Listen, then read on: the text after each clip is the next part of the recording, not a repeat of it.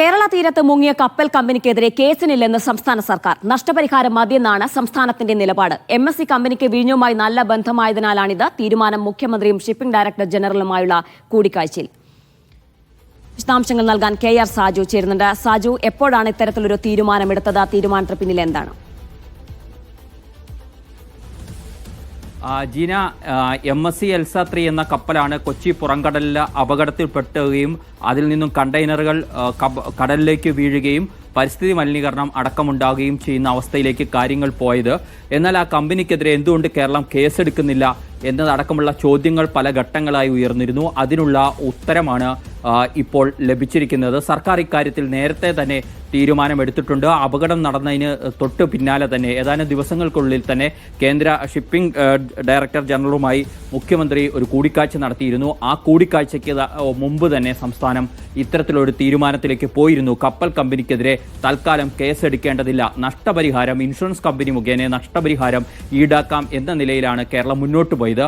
അതിനുള്ള പ്രധാനപ്പെട്ട കാരണങ്ങൾ ഒന്ന്, വിഴിഞ്ഞവുമായി ബന്ധപ്പെട്ട് MSC കമ്പനിക്കുള്ള, മെഡിറ്ററേനിയൻ ഷിപ്പിംഗ് കമ്പനി എന്ന MSCക്കുള്ള ബന്ധമാണ്. ഏറ്റവും നല്ല രീതിയിൽ ചരക്കുകളുമായി എത്തുന്നത് MSC കമ്പനിയുടെ കപ്പലുകളാണ് വിഴിഞ്ഞത്തേക്ക്. സ്വാഭാവികമായും അതിന് ഏതെങ്കിലും അർത്ഥത്തിൽ തടസ്സം വരുന്ന രീതിയിലുള്ള ഒരു തീരുമാനം വേണ്ടതില്ല. ആ കമ്പനിയുമായി ഒരു നിയമയുദ്ധത്തിന് ഇറങ്ങി പുറപ്പെടേണ്ടതില്ല എന്ന ഒരു തീരുമാനത്തിലേക്കാണ് തൽക്കാലത്തേക്ക് സംസ്ഥാന സർക്കാർ ഈ വിഷയത്തിൽ എത്തിച്ചേർന്നത് എന്നാണ് ഈ കൂടിക്കാഴ്ചയ്ക്കായി ചീഫ് സെക്രട്ടറി, മുഖ്യമന്ത്രിയും കേന്ദ്ര ഷിപ്പിംഗ് ഡയറക്ടർ ജനറലുമായുള്ള കൂടിക്കാഴ്ചയ്ക്കായി ചീഫ് സെക്രട്ടറി തയ്യാറാക്കിയ കുറിപ്പിൽ വിശദീകരിക്കുന്നത്. ആ കുറിപ്പിൽ പറയുന്നത് MSC എന്നത് റെപ്യൂട്ടഡ് കമ്പനിയാണ്. ആ കമ്പനിക്ക് വിഴിഞ്ഞവുമായി അടുത്ത ബന്ധങ്ങളുണ്ട്.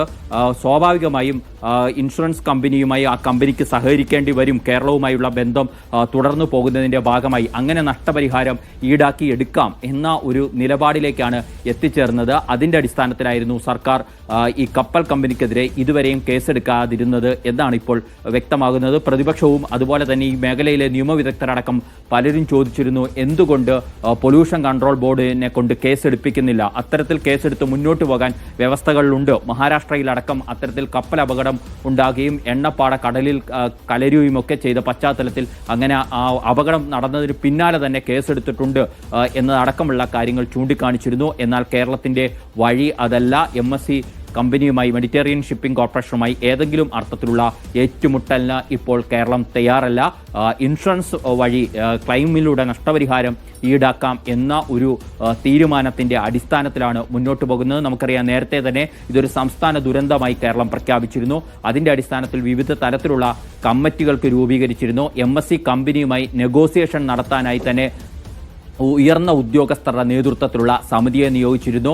ദുരന്ത നിവാരണ അതോറിറ്റിയുടെ മെമ്പർ സെക്രട്ടറിയെ MSC കമ്പനിയുമായി സംസാരിക്കാനുള്ള ഒരു സിംഗിൾ പോയിന്റായി നിശ്ചയിക്കുകയൊക്കെ ചെയ്തിരുന്നു. അവിടെയെല്ലാം കേരളം ലക്ഷ്യമിടുന്നത് ഇൻഷുറൻസ് ക്ലെയിം കൃത്യമായി വാങ്ങിയെടുത്തുകൊണ്ട് ഇതിൻ്റെ നഷ്ടപരിഹാരം ഈടാക്കുക എന്നുള്ളതാണ്. ഏതെങ്കിലും അർത്ഥത്തിൽ ആ കമ്പനിയെ നിയമക്കുരുക്കിലേക്ക് കൊണ്ടുപോകാൻ കേരളം ആലോചിക്കുന്നില്ല എന്നാണ് ഇപ്പോൾ ചീഫ് സെക്രട്ടറി തയ്യാറാക്കിയ കുറിപ്പ് കൂടി പുറത്തു വരുമ്പോൾ വ്യക്തമാകുന്നത്. ജീന.